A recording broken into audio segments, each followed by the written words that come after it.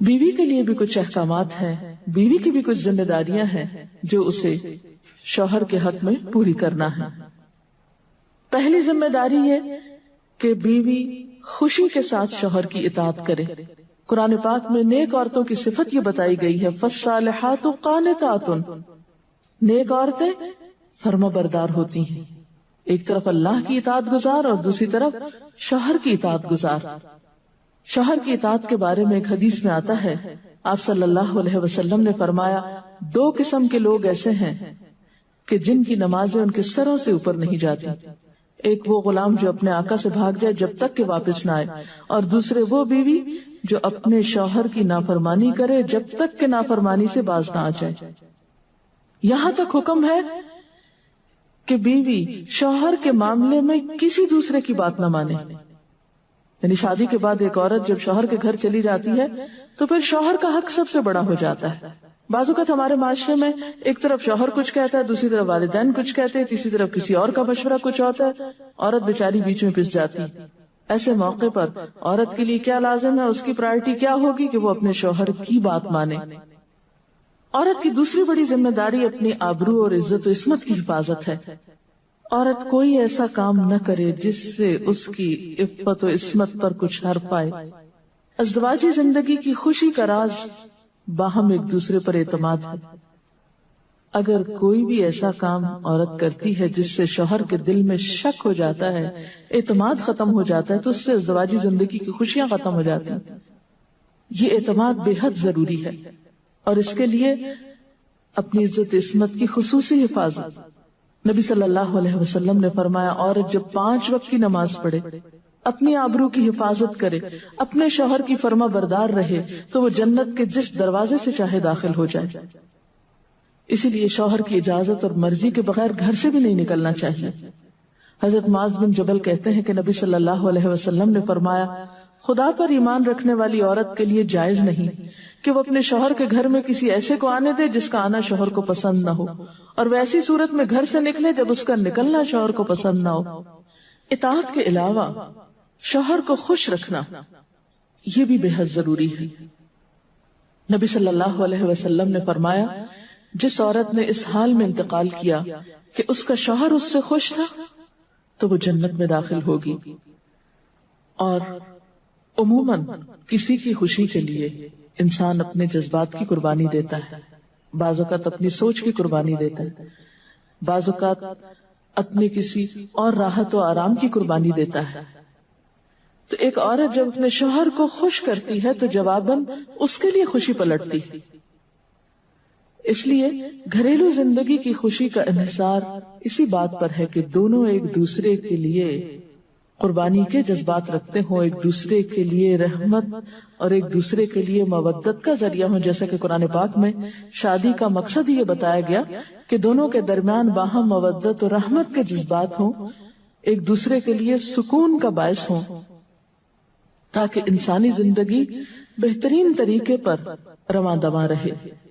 اسی طرح شوہر سے محبت کا اظہار کرنا، اس کے ساتھ وفادار رہنا، اس کا احسان ماننا، یہ بھی بے حد ضروری ہے۔ حضرت اسماء کہتی ہیں کہ ایک بار نبی صلی اللہ علیہ وسلم میرے پاس سے گزرے، میں اپنی سہیلیوں کے ساتھ تھی، آپ نے ہمیں سلام کیا اور ارشاد فرمایا، تم پر جن کا احسان ہے ان کی ناشکری سے بچو۔ تم میں سے ایک اپنے ماں باپ کے گھر کافی دنوں تک بن بیاہی بیٹھی رہتی ہے، پھر اللہ تعالیٰ اس کو شوہر عطا کرتا ہے، اولاد دیتا ہے، اور ان سارے احسانات کے باوجود اگر کبھی کسی بات پہ شوہر سے ناراض ہوتی ہے تو کہہ اٹھتی ہے، میں نے تو کبھی تمہاری طرف سے کوئی بھلائی دیکھی ہی نہیں۔ یہ جملہ ناشکری کا جملہ ہے جو عورت کو نہیں بولنا چاہیے۔ قیامت کے دن اللہ تعالیٰ اس عورت کی طرف نظر رحمت اٹھا کر نہیں دیکھے گا جو شوہر کی ناشکری ہوگی۔ اور آخری بات یہ کہ عورت کے اوپر لازم ہے کہ وہ اپنے گھر بار، مال و اسباب اور اپنی ذمہ داریوں میں شوہر کی مددگار رہے، شوہر کی وفادار رہے۔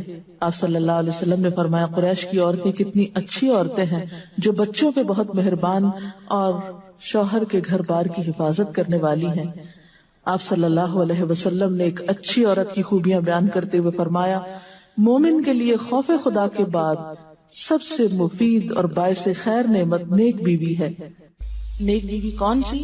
اس کی کیا تعریف ہے کہ جب شوہر کوئی کام کہے تو خوشی سے کر دے، جب اس پہ نگاہ ڈالے تو اس کو خوش کر دے، اور جب اس کے بھروسے پر قسم کھا بیٹھے تو قسم پوری کر دے، اور جب کہیں چلا جائے تو اس کے پیچھے اپنی عزت و آبرو کی حفاظت کرے، اور شوہر کے مال اور اسباب میں اس کی خیر خواہ رہے، اس کو ضائع نہ کرے۔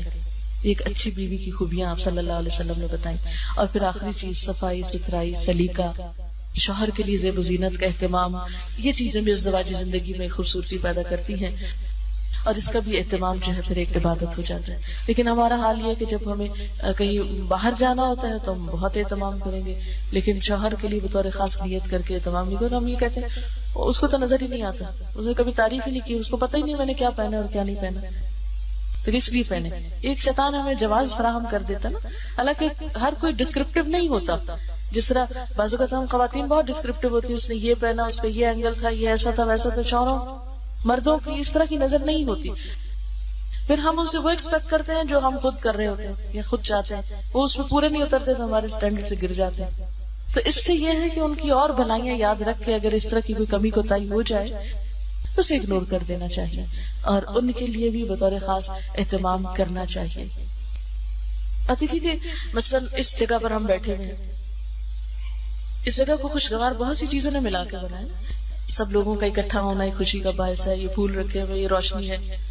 اب ہم ایک ایک چیز گن تو نہیں سکتے، لیکن اوورآل ہر چیز کا اپنا ایک ایفیکٹ ہے، اور ہر چیز کا اپنا ایک اثر ہے۔ تو اسی طرح شوہر اور بیوی کے تعلقات میں بہت ساری چیزیں ایسی ہوتی جو ہم کو نظر نہیں آ رہی ہوتی، جو سامنے اس کا اثر نہیں ہوتا، مگر وہ بیک گراؤنڈ پہ ہوتی ہیں، مگر ہم ان کو کبھی بھی نہیں سامنے لاتے اور کبھی بھی ان کا ذکر نہیں کرتے۔ تو ہمیں ان معاملات میں تھوڑی کوشش کر کے کچھ احسانات کا کبھی زبان سے اگر بول دیں گے تو اس سے کچھ کمی نہیں ہوتی، لیکن دوسرے کا دل جیتا جاتا ہے، اور دوسرے کا دل خوش کرنا تو بہت بڑی عبادت ہے، اور اس کا آغاز اگر گھر سے ہو تو اور اچھا ہے، کیونکہ گھر والوں کو خوشیاں دینے سے خود خوشیاں اپنے آپ پہ پلٹتی، دے کر زیادہ ملتی ہیں، لیتے وہی ہیں جو دینا جانتے ہیں۔ تو اللہ تعالیٰ ہمیں عمل کی توفیق عطا فرمائے۔